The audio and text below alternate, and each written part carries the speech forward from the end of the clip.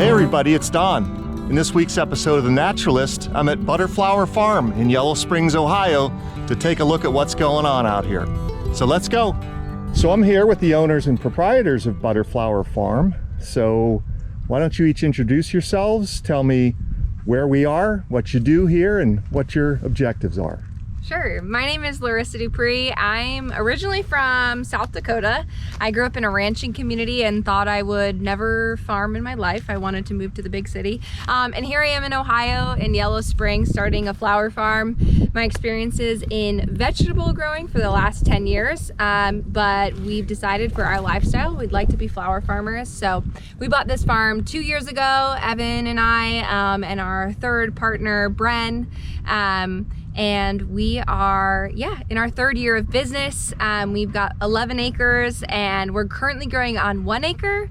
And we are looking to expand to some point to growing on all 11 and providing as many wholesale local flowers as we can, especially due to the fact that about 80% of flowers consumed in the US are not from the US. And because of that, there's a large ecological impact from those being shipped overseas. And we would like to play a small part in that by providing really high quality local flowers. Yeah, absolutely. I'm Evan Pitstick, Larissa's boyfriend. Larissa, our resident farmer. I like to call myself the gap filler of sorts. So I do everything else around here that isn't, I guess, technically farming. I do a lot of tractor work and bed preparation. And you know, I like to do my cover cropping, which uses our larger seed planter. And then Bren, our other business partner, she's more of our floral designer. She's, you know, also doing things on the farm that just need to get done. Kind of Larissa, we follow her lead. She's got most of the experience with the farming. Although I did grow up right over there on that farm. We can see just in the distance over there, you know, it was a 100-acre hog farm. That was my grandparents' operation from, I think, 1957-ish to maybe 2002 when they went out of business, as many large corporate or, you know, large family agriculture farms kind of went to the wayside as corporate agriculture stepped in. So it does feel nice to be able to kind of honor the lineage there a little bit, to be a farmer of sorts. Definitely on a much smaller scale, but it does feel impactful to be right here in Yellow Springs, kind of continuing the farming tradition that the Pitsticks kind of created. We do things a little bit differently than a lot of the row crop farmers do. We do kind of take a more, I wouldn't say maybe regenerative initiative, but we do take care of the soil. We do we try to shepherd our land the best that we can, proper inputs, getting a really good quality crop out of it, and kind of taking pride in that. Okay, yeah. Before we see your operation, back to your family's legacy here, how many hogs would they have had at the farm over here? I think during their peak operation, which would have been in the 70s, prior, because there's, you know, the hog operations ebbed and flowed. There was some drama in the 80s and then more drama in the 90s that eventually led to I guess the ceasing of operation over there. They went from farming, I think, like I said, in the 70s, probably up to 800 to 900 sows at a time. And then kind of, I think that would be the apex, and then down from there, which is quite substantial operation, I think, even for that time period. Growing a lot of their own feed for their animals. Yeah, I mean, no one's doing that now, especially around this area of Ohio. You might see that maybe a little bit in southern Ohio or up in the northern Miami Valley. You're going to see some larger hog operations and larger chicken operations as well, but you don't really see any livestock operations of that scale these days, unless you're talking about cattle.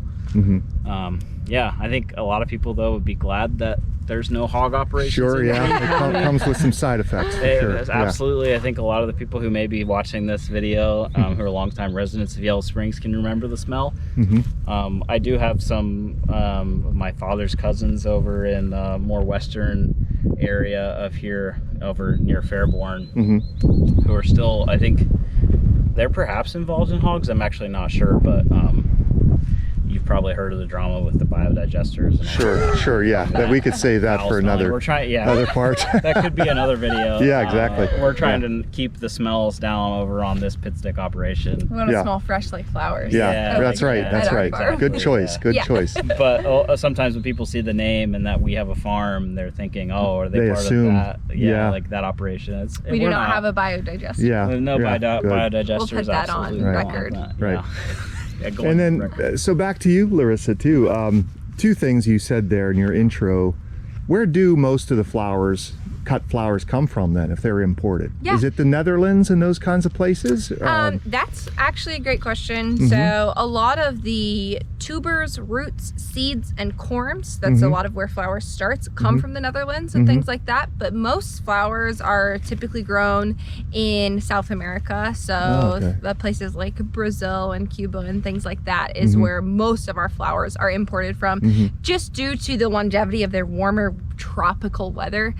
Makes a great place. Some of the issues with that are just the fact that it does travel over here, which has a large carbon footprint, but also impacts the quality of the flowers because they have to be harvested so early, then packed into really tight boxes and then brought here. So florists often end up having to order much more than they need just because they're expecting quite a bit of loss. The other impact is that there's not a lot of regulation on what the labor practices are in those countries. So a lot of the times the flowers that we're receiving in America are just come from practices and labor practices that are not really equitable. Sure, yeah. And then just before we look around, where did you get your farming experience initially? Sure. You mentioned. So as I said, I came from South Dakota. I came from a ranching background that I wanted to leave in the past, and I thought I wanted to work indoors in an office setting. I tried my hand at office work and realized I loved manual labor. So I initially started working at a small urban farm in Dayton, Ohio, in East Dayton called Mission of Mary. It was all about food access for folks in East Dayton.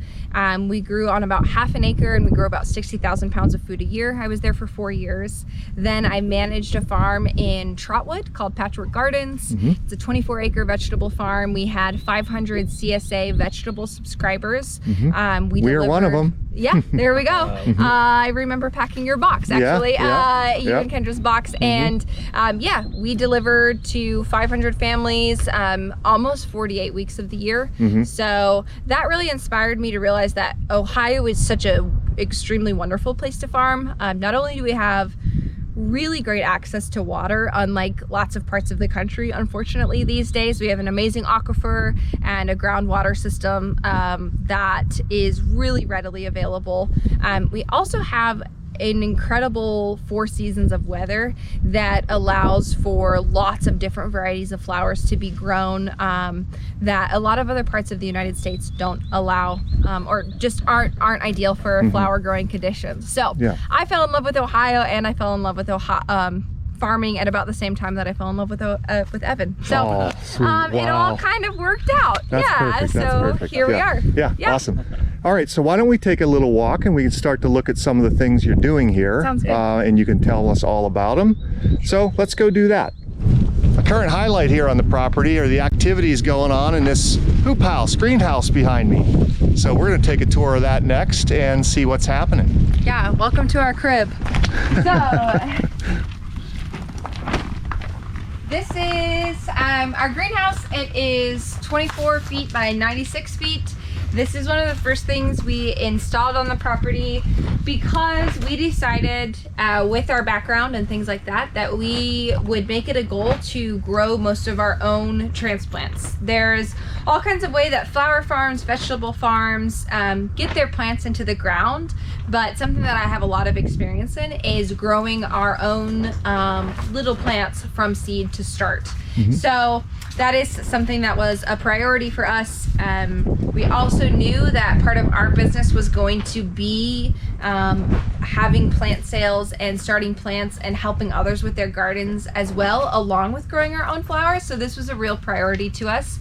We had this greenhouse installed for us 1 year ago. So we've seen quite a bit of change in that time. As you can see in here, half of it is graveled, and this is our seed starting area. As what Dawn is under right now is our greenhouse inside of a greenhouse. So for farmers, margins are really low and every penny counts. That means that when it's winter time and we're trying to keep our plants above, say 45, 50 degrees Celsius or Fahrenheit at night, we don't want to heat our entire greenhouse because that would cost us an arm and a leg. So Evan went ahead and built us this greenhouse that's on a winch system that we drop down when it's going to be a cold night, and then we heat just this small space that we need for our more sensitive plants, and we keep that above 50 degrees at night. So in here, we start things starting in January for the year that we're growing in. So we start our smallest and slowest growing seeds starting in January. Those are things like Lysianthus, Delphinium, Campanula, Feverfew, Yarrow, Stock, things like that. Those are all things that take a little bit to grow and also like a bit of cooler growing conditions. So we start all of those. We might be able to cut to it, but we've got a small growing bed that's in our garage, and it's a bench that we heat to 75 degrees and is humidity and climate controlled, and that's like a perfect incubation chamber for little baby seeds to start.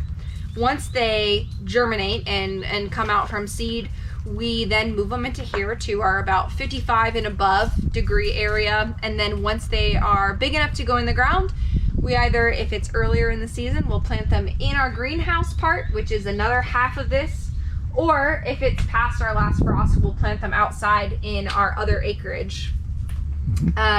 So right now, out here in our beds, we have some of our earliest crops of the year, which are ranunculus and anemone corns. They are like a little bit of, and I'll even grab one up out of the ground to show you all, but these are corms that we, they're like a cell tissue, and they look like little brains. They're little dried pieces. We soak them in water and then we sprout them for several weeks, and then we grow them in the ground, and then this will become a beautiful plant that becomes a lot of people's favorite flower, a ranunculus. What's the common name that people would know that by? It is a ranunculus. That's probably what they Buttercup would... is the one that was coming to mind Or, for yeah, me. they But look yeah, like yeah. a buttercup. Yeah. Close But relative. yeah, at a least. really Yeah. classic name. What we have going in these beds straight down the meadow, we direct seeded these rather than transplanted them, and these are sweet peas. So a lot of people know those. A really nostalgic smell. Those are something they also really like. Cool weather.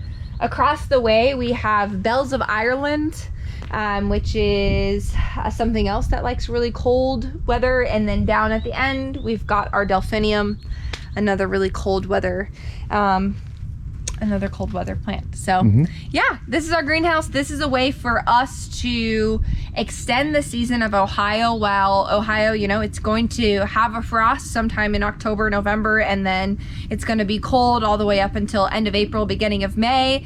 We are getting a head start. Here we are in March. We started, of course, our flowers in January. Because of the greenhouse, we're able to get a head start on the season. So tell me what else you have here. You're in the infrastructure part. Sure. Yeah. I assume I know what that is, but why don't you tell the viewers what's going on here? We have multiple ways of watering our plants. We have a drip system. We use these in the field and in the greenhouse. This is a really effective way to water your plants. This is called drip tape. There are tiny, tiny holes in here. It takes very low water pressure, which is nice when you're a farm that has one well and a lot of places to water. This is going to do really nice, deep and slow irrigation right into the roots of those plants. But what's really important is once these flowers start to bloom, you don't really want water on those petals because it's going to stain them. But this won't do that because it's just watering the roots. However, to get our plant started, this is our wobbler system. They're called a wobbler. This is a sprinkler. I really recommend everyone gets a set of these, even if you aren't a farmer. They are like, you can extend them as long or as short as you'd like, and they are going to spray water for, we cover up to 8 beds with them. So And they're called wobblers because they just wave all around as They they're working. wobble and wave. Yeah, exactly. Okay. And inside of these wobblers, you can get different emitters and different jet systems to do different types of projections. And then they have micro emitters and macro emitters. These are more of a macro emitter, so they're a larger broadcast with a larger droplet. The micro emitters are more of a mist. That would work really well on our more fragile, unplanted seedlings over there. Yeah. It's like I said, it's more of a mist, and you can actually add fertigation through those as well. We're not doing any fertigating right now. We're going to be doing that very soon. It's actually on one of my checklists for So this fertigation. Let's talk about Definition? What's Sure. that? So adding fertilizer into our irrigation would be what fertigation is. So we have what's called a Chemilizer? A chemilizer, yes. It's a 1 to 100 parts fertilization applicator, and so all the water coming into our irrigation drops through our chemilizer, which has a pickup tube, which uses it's simply, I think, a Venturi system. So it's actually doing a one part chemical, which could be, for our case, Chilean nitrates, to 100 parts water, and it does that consistently. And then we would run that through our drip system or through a micro emitter if we have those. We don't typically do it through our broadcasters. Like these are wobblers, only for the fact that we don't want to get those nitrates directly on the plant themselves, because they might burn the fragile greenery of the plant. We just want it in the soil so that it can uptake those nutrients. So that's fertigation. Yeah, okay. And then you talked about how you have to watch for frost and cold temperatures, but what about if it gets too hot in here? Do you have obviously you can roll the sides up in something like this, but is there anything else that you ever need to do? Yeah, there's definitely fan systems and things like that. You can grow with fans. Something like using our wobblers during the heat of the day, just watering for 20 minutes a couple times throughout the day is going to bring down the temperature on plants like these. But that's another reason why, one, we love living in Ohio, is the fact that we get the chance to grow some of the crops that don't like the heat. So something like a ranunculus or a sweet pea is not going to be happy in July. However, we're able to start them here in February and March, so that they get that best life. They're living the life they want in these like cooler temperatures. Once we get into the summer, we are going to be able to grow less things in our greenhouse, and it becomes less of an ideal space to grow. However, opening up our sides, we have roll-up sides on our greenhouse, and blowing air will regulate the temperature to some degree, but that's when we move the majority of our operations to outside, because that's where things enjoy. And then we also, following seasonally, we're going to grow more heat-loving crops when we get into months like July, August, September. So since those aren't here yet, what are some of your more heat-tolerant or heat-loving flowers or other crops? Sure. We grow zinnias.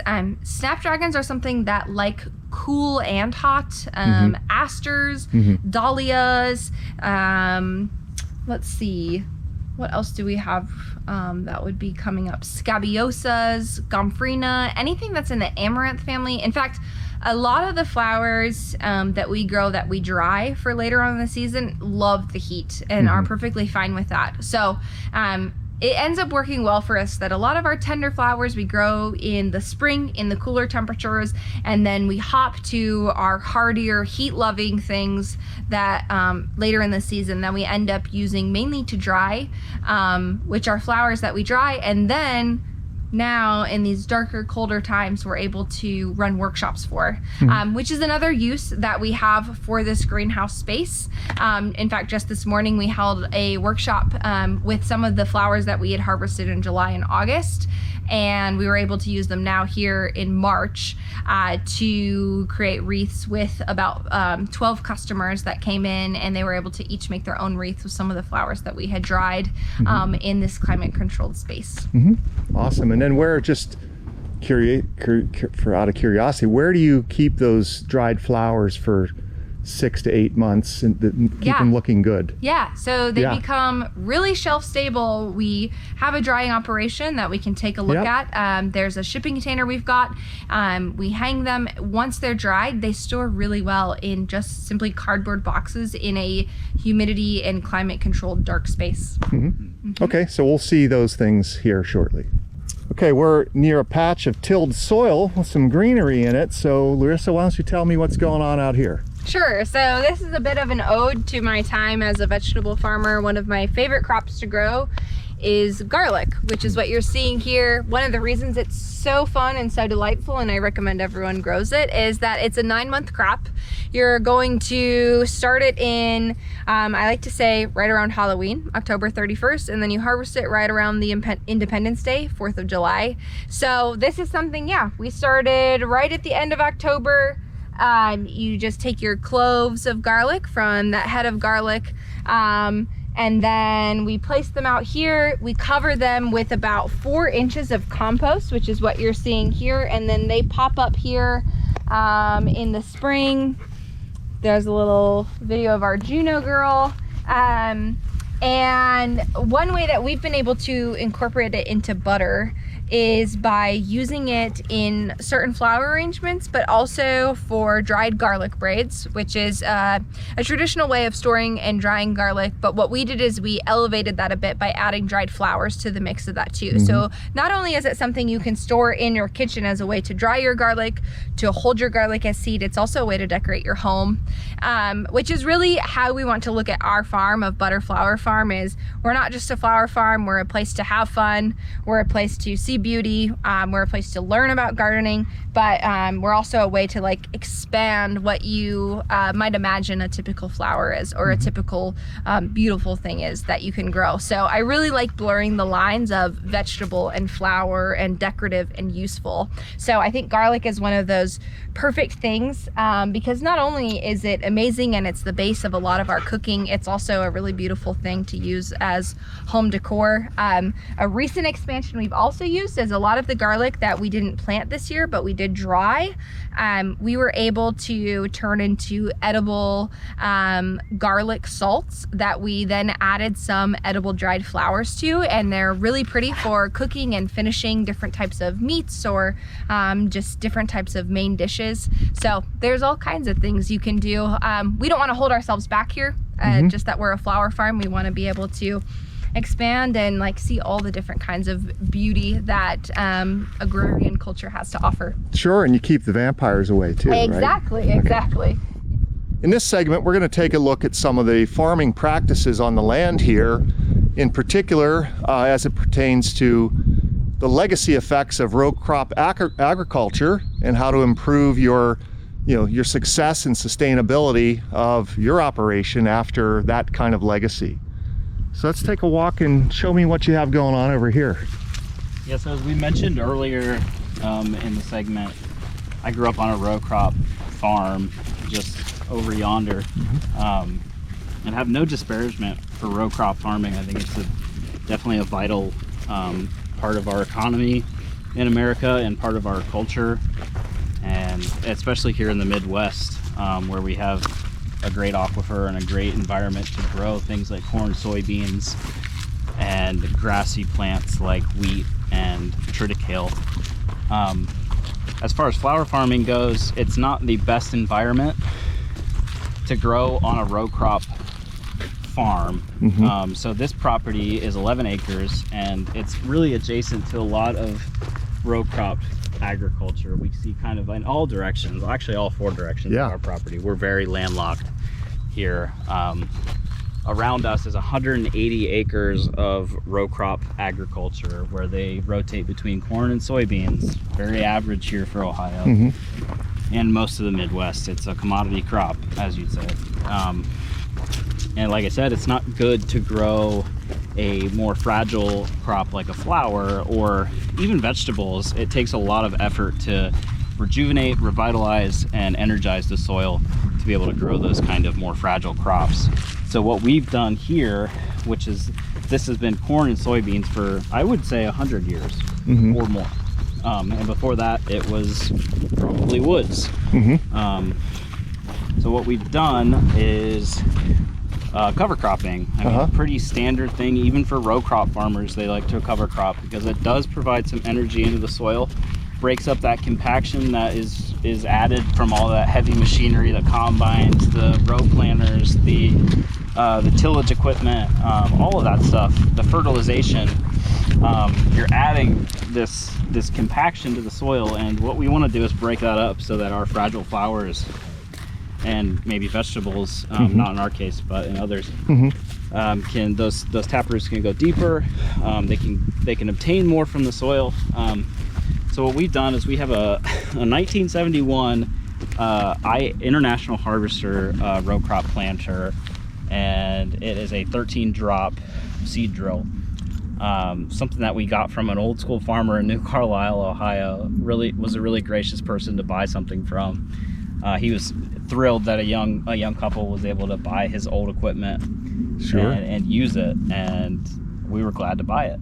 So we every year for the last, we're on our second year of row cropping, and this is a mixture of grasses and taproot vegetables. So we have some some daikon radish in here, some tillage radish, and we have some triticale and hairy veg, some peas. Yeah, here's some of your a really good variety of different brassica things. of some sort here. And our hope is continually doing this and just putting something organic and some green matter in the soil. You know, we're not going to use this. You know, Larissa mentioned that 11 acres is a lot for a flower farm, especially around here.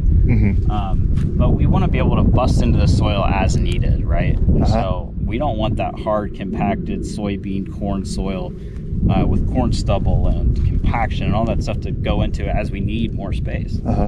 So this is kind of our bank here. Or, you know, it's kind of our sanctuary for, as we grow as a farm, we can expand into this area and grow into it without worry, right? So it's kind of a readily available source of land for us to use, but to do that we need to maintain the soil. And we need to maintain you know, the drainage of the soil and make sure it's not going to fallow ground. I mean, there's a lot to cover cropping. A lot of people have a lot of different opinions about how to do it and what's the right thing to do. The right species mixes. The right you know, amount of effort you're putting into it. You know, some people would complain that you're tilling too deep or you're seeding too deep or you know, this, that, and the other. It's a very contentious topic. And the goal again is you let this stuff grow and then you're going to till it back into the soil, correct? Yes, we're going to let this. So this is this is about to explode in growth as we move from March into April. I think today is March 21st, maybe. So in the next few weeks, this is going to explode. I mean, it's already greened up massive quantities. So as this greens up, we're already eager on looking to the next thing and getting this tilled in, but not too deeply. We don't want to go too deeply and mix that anaerobic layer into the aerobic layer. Some of your viewers are going to hear that and be like, yes, absolutely. Some are going to be like, what the hell are you talking about? At any rate, we want to kind of do as minimal effort with this soil as we can, but also be conscious of what we're doing with this soil at the same time. It's a delicate balance, but we'd love to have this area be really, you know, highly vitalized and have some really good high energy soil that is really nice and not compacted, that we can grow into eventually in the future. In this spot, we're going to take a quick tour of the cooling and drying facility here on the property. So let's go. Alrighty, we're entering into our insulated and airtight shipping container. It's a 40-foot high cube, 8-foot, 9-foot tall container. So this is where the magic of dried flowers happens. This was a big value for us, is that we didn't want to have a lot of waste in our floral endeavor. So anytime that we have some flowers out in the field or at a market that don't sell really well, we are able to take them, bundle them with a rubber band, and then hang them here. Then we have just a simple home dehumidifier and several sets of fans. We turn the lights off. This is obviously airtight and insulated, so our temperature is regulated as well, and that creates the perfect environment for us to dry our flowers. Really, it's so simple, but then we store them in boxes, cardboard boxes, and they last us. We call them everlasting flowers. These are things that last us for months to years at a time, and we are able to craft with these all throughout the year. Some of the things we've made, I'll show an example, is some wreaths. Great. These are all, sorry, wreaths that we've made with things that we've grown at our farm. These could have been flowers that just went to waste, but we decided to dry them. And these are now wreaths that can last folks anywhere from a year to 10 plus years, which is obviously a lot longer than like a typical fresh flower arrangement that you might buy for your mom on Mother's Day. This is something that could last you for a really long time. So we really appreciate that aspect of it. There's also an affordability aspect to it, because you're not buying something that's going to last for 1 month. You're buying for something that's going to say last for you for years. Sure. And we also have bouquets. Yeah. So instead of using them to make an actual arrangement that we sell, you can do a DIY. So we sell these at our marketplaces a lot. Just an offering of a bundle that we would take right off here after being dried, wrap it in some paper, and they put a nice bow on it and some branding, and that's a great marketable thing that we can sell right here, grown at Butterflower Farm. Yeah. So this is our drying operation. Yeah, very nice. Smells good in here too. Yeah, I guess here's an example of our, these are our garlic braids. This is one left over, but it's a way that this could hang in your kitchen. You can pull from it as you're cooking, but also there's a bit of beauty to it with our dried flowers. Absolutely. Yeah. Yep, very nice. And then just beyond our drying area, we built a in-house cooler of sorts, and it's currently in its winter mode. We don't need it in the winter time. We're not growing anything fresh. As of right now, maybe in the future we will. But to do this, I've just built a simple 2x4 with 2.5 inch extruded foam. This is just foam mylar is what you would call it. But it's insulation ultimately, and then there's a insulated door that goes on here during our summer season as well. And then when you come in here, we just simply have an LG cooler.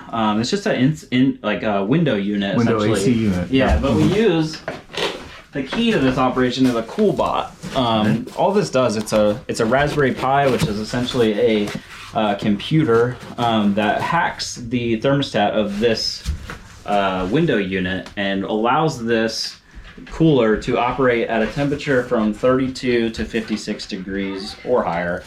But for us, 45 degrees to 50 degrees is really nice for cooling flowers and keeping them cool in the summertime. So we get a large harvest, and we've got some events coming up, but we need to push them a little bit further, maybe 5 days in the future. We can put them in here, turn this bad boy on, and we've got a really nice built-in cooler. And as Larissa mentioned, this is an insulated container anyway, so it was ready to go. All we had to do was build this little false wall. And we've got a 6x8 square foot cooler. Yeah. It's really nice. Yeah, walk-in cooler. Yeah, Got it. Yeah, absolutely. nice. All right, in this little segment, we're just going to talk about what it takes to do this out here, what other things are happening.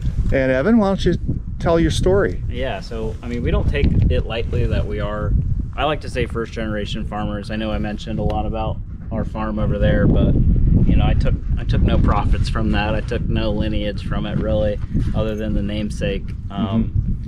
Larissa and I and Bren have kind of built this up from nothing. We bought the property, and what existed on the property was the land and the house. Everything else has been kind of self-made. We bought our first tractor which we love. It's a great tractor. It's green, which we really love the fact that it's green. We wouldn't have it any other way. But we also built a barn, and by we, I mean You. literally me and a group of friends have erected this 56 by 24 foot barn with a clear span second floor, a full span 12-foot awning off the side, and a deck off the back. This is kind of Butterflower Farm headquarters. It's kind of where we want to operate out of and do most of our production from.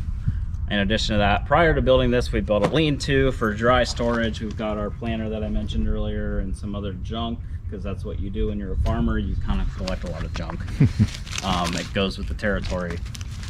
We have our old truck, and we have all of our implements for our tractors, all of our planting equipment, all of our inputs, like I said over there.